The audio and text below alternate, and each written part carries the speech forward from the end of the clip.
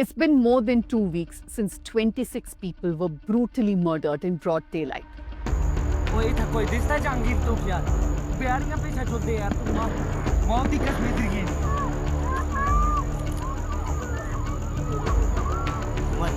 वो ताजुल दे यार Not on a battlefield, but in Kashmir's Pahalgam. A beautiful tourist valley was turned into a killing ground by a group of terrorists. And this isn't the first time India has seen something like this unfold. Over the last 2 decades, there's been a chilling pattern. Terror groups based in Pakistan, often backed by its either military or intelligence agencies, carry out attacks in India.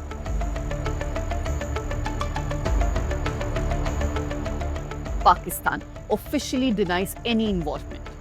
The world condemns the violence, tensions spike, and then slowly things return to normal until it happens again.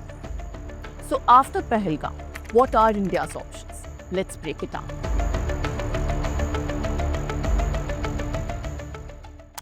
But before we dig deeper, this is Press Freedom Week, a reminder that independent journalism matters now more than ever. At the News Minute, we don't just report stories, we hold power to account and follow the facts wherever they lead us. If you value this kind of journalism, here's something special. When you subscribe today, you can pass it on too. Gift a free subscription to someone else who cares. So become a News Minute subscriber by scanning the QR code on your screen, and if you're watching from abroad, then click the link in the description. And remember, a new episode of Let Me Explain drops every Saturday. So what are India's options post-Pahalgam? Not just the dramatic ones you hear on primetime TV. अरे कान खर खोल के सुनो पाकिस्तानियों, पूरा भारत जंग चाहता है तुम्हारे साथ. But the serious ones. Ones that span the political, military and diplomatic space. First of all, the government has already taken some steps. The strongest one was the suspension of the Indus Water Treaty, a long-standing agreement on river water sharing. Pakistan hit back with its own set of countermeasures. They alleged India had no proof of its involvement in the attack. They also threatened to suspend the Simla Agreement, the 1972 peace accord signed after the Bangladesh War. For over 5 decades, this document has formed the basis for bilateral engagement between the two nations. The agreement committed India and Pakistan to resolving all disputes, including Kashmir, bilaterally and peacefully. Reconsidering the Simla Agreement will give Pakistan more room to internationalize the Kashmir issue, something it's wanted to do for a long time now. Without the bilateral clause in place, Islamabad could try to push the matter more aggressively at the UN or seek outside mediation from allies like China or blocs like the OIC. But here's the catch. By stepping away from this agreement, Pakistan is also weakening one of the few diplomatic frameworks that keeps direct dialogue with India open. Even during periods of extreme tension, both sides have leaned on this agreement to say, let's talk even if we disagree. If that's off the table, the pressure builds with fewer options to diffuse it. Also, without the Simla Agreement, New Delhi feels freer to dismiss talks altogether, ramp up pressure, and even build new alliances that isolate Pakistan diplomatically. So while it might seem like a power move by Pakistan, it actually isn't. Even India's threat of suspending the Indus Water Treaty could affect both sides. The treaty is a decades-old agreement brokered by the World Bank in 1960. And it governs how the Indus River system's water are shared between India and Pakistan. For Pakistan, it's existential. Almost 80% of its agriculture depends on Indus Basin. But there is a catch for India too. Building and rerouting dams isn't something you can do overnight. So while it might feel satisfying to turn off the tap, there could be long-term consequences, environmentally, politically, and diplomatically.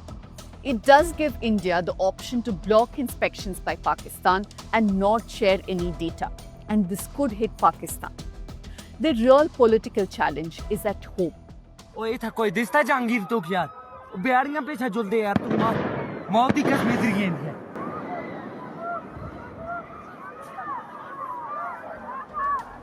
This attack happened in Kashmir, but it hit civilians, tourists. It's testing the claim that Kashmir is peaceful and under control.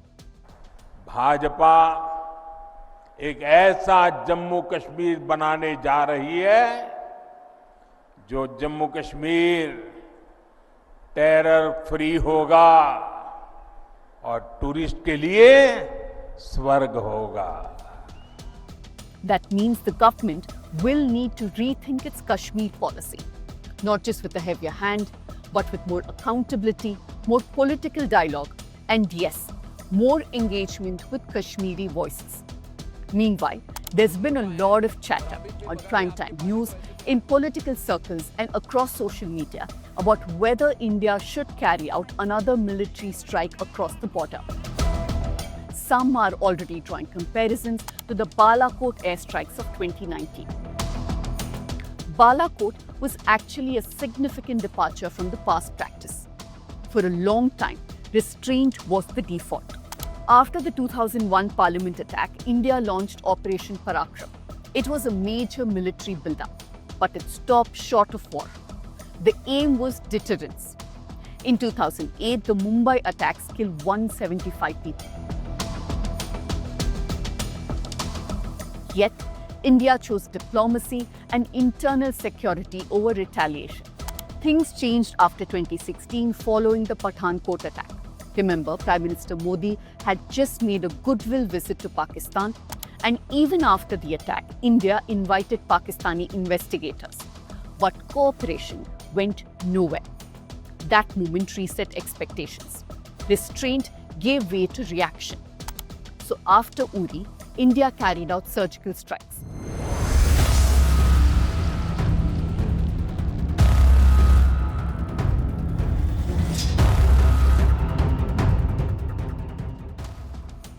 After Pulwama, it launched the Balakot airstrikes, the first cross-border airstrike since 1971.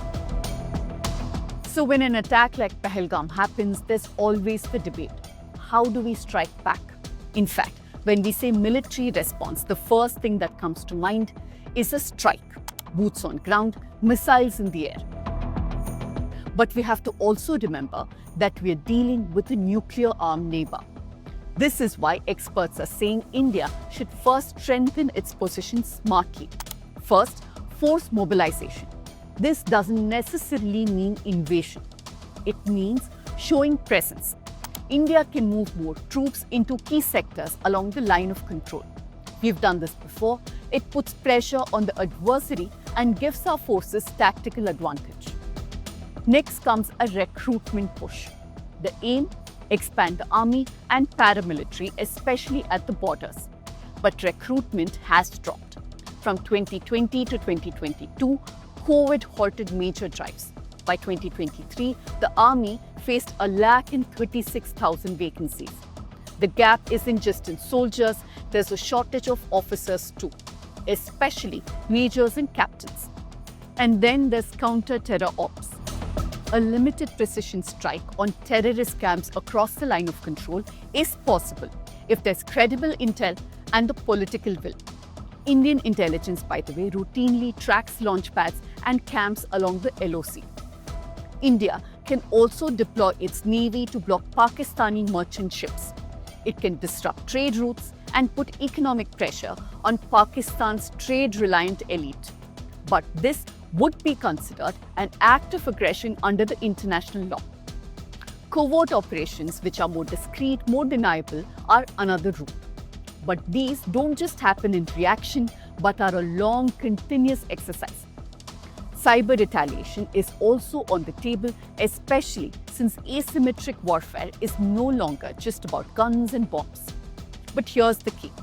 Any military action has to be smart, surgical, and backed by strategy and not reach. The problem with this government is its theatrics. India will identify, track, and punish every terrorist. While it has almost always helped it politically, it is also a burden.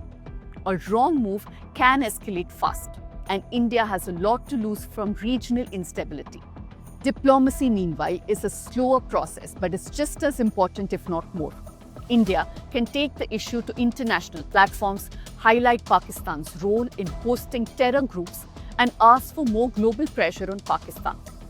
It has to focus on building international consensus, strengthening counter-terrorism efforts, and ensuring that its diplomatic stance doesn't fuel more tensions with Pakistan.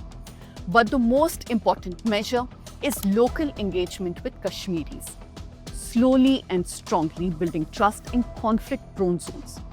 In Kashmir, security needs to reassure, not alienate. India's counter-terror efforts should grow, but with sensitivity. Locals should feel safe, not oppressed. Tourists and residents must see government's commitment to peace. But let's not forget the big picture. The attack in Pahalgam isn't just about one tragic event. It's also about Kashmir and its future. Since 2019, Kashmir has been in turmoil with thousands of arrests and a massive crackdown on civil liberties.